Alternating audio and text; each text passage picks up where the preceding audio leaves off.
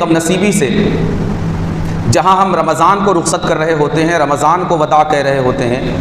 وہاں بہت سارے ہمارے مسلمان بھائی یہ سمجھتے ہیں کہ ہمیں بھی اسلام کی طرف سے رخصت مل گئی اور اسلام کی طرف سے وداع کی کیفیت مل گئی کہ اب ہمیں بھی پلٹ کر مسجدوں کی طرف، نمازوں کی طرف، رب کی طاعت کی طرف، رب کی فرما برداری کی طرف، رب کی رضا جوئی کی طرف ہمیں آنے کی ضرورت نہیں ہے۔ یعنی ہم رمضان کو اس کے گھر تک چھوڑ کر آئیں گے، رمضان کو اس کے گھر تک اس طرح چھوڑ کر آئیں گے کہ اب ہم بھی مسجد میں اسی وقت آئیں گے جب رمضان آئے گا۔ کتنے مہینے کے بعد؟ 11 مہینے کے بعد۔ کہ یہاں پر ایک مسلمان کے ایمان کی کمزوری یہ بہت کھل کر واضح ہوتی ہے، اس لیے کہ ظاہر ہے کہ ہمارا جو رب رمضان میں تھا وہی رب ہمارا آج بھی ہے اور کل بھی وہی رب ہوگا، جس کے لیے سجدہ، رکوع، نمازیں، خیرات، صدقات، زکوٰۃ، عطیات اور روزے سب کچھ ہم رمضان میں کر رہے تھے، رمضان کے بعد بھی اس کا مستحق کون ہے؟ کس کے لیے کریں گے؟ اسی اللہ کے لیے۔ لیکن آپ رمضان میں رب کی طرف متوجہ ہوئے، رمضان میں آپ نے نمازیں پڑھی، رمضان میں آپ نے رب کی اطاعت اور فرما برداری کی، رمضان میں آپ نے رب کی بارگاہ کی طرف اس کی رضا جوئی کی کوشش کی، اور رمضان کے بعد آپ غافل ہو گئے۔ اس کا کیا مطلب ہے؟ رب تو وہی ہے اور بندے بھی وہی ہیں، اور ایام بھی سارے اسی کے ہیں۔ ایسا نہیں ہے کہ رمضان اس کا ہے اور شوال اس کا نہیں ہے، بلکہ ہر مہینہ، ہر سال اور ہر دن اس کا ہے۔ اب آپ کے ذہن میں کیا چیز ہے جو آپ کو رمضان میں نمازوں کی طرف متوجہ کرتی ہے اور رمضان کے بعد یہ نمازوں سے دور کر دیتی ہے،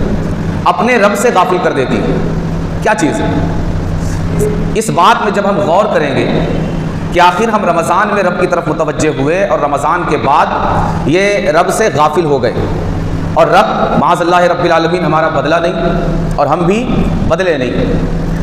تو اس میں غور کرنے کے بعد میں نے یہ سمجھا کہ ہم رمضان میں بھی اللہ کی رضا کے لیے مسجدوں کی طرف نہیں آئے، ہم رمضان میں بھی اللہ کے حکم کی وجہ سے مسجد کی طرف نہیں آئے۔ ہماری سحری اللہ کی رضا کے لیے نہیں تھی، ہمارے افطار یہ اللہ کی رضا کے لیے نہیں تھے، ہمارے روزے یہ اللہ کے لیے نہیں تھے،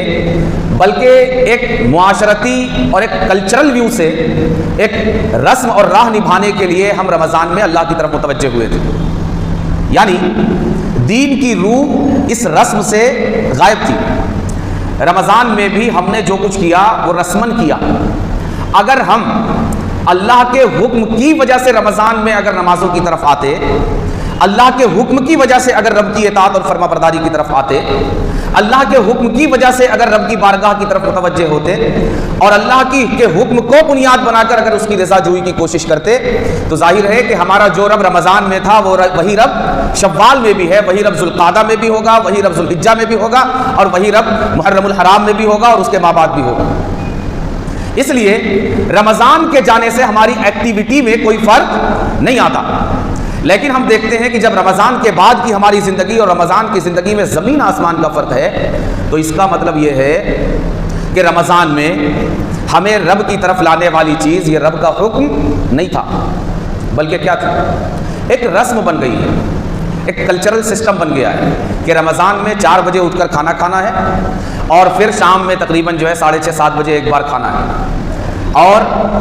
ایک خاص طریقے کی زندگی گزارنی ہے، اور صورت میں جب اس کو کاؤنٹ کیا جائے تو وہ روزے کی شکل بنتی ہے، شکل روزے کی بنتی ہے۔ لیکن آپ کو پتا ہے کہ روزہ اسی وقت بنے گا جب یہ روزہ رب کی رضا کے لیے رکھا جائے گا۔ تو اب ظاہر ہے کہ جب تک یہ روزے رب کے لیے نہیں رکھے جائیں گے، یہ اللہ تبارک و تعالیٰ کے نزدیک قبولیت کی سند نہیں پا سکتے۔ لیکن اگر یہ روزے رب کے لیے رکھے گئے ہوتے تو ظاہر ہے کہ رب وہی ہے، بدلہ نہیں، تو ہماری ایکٹیویٹی میں بھی چینجنگ نہیں آتی۔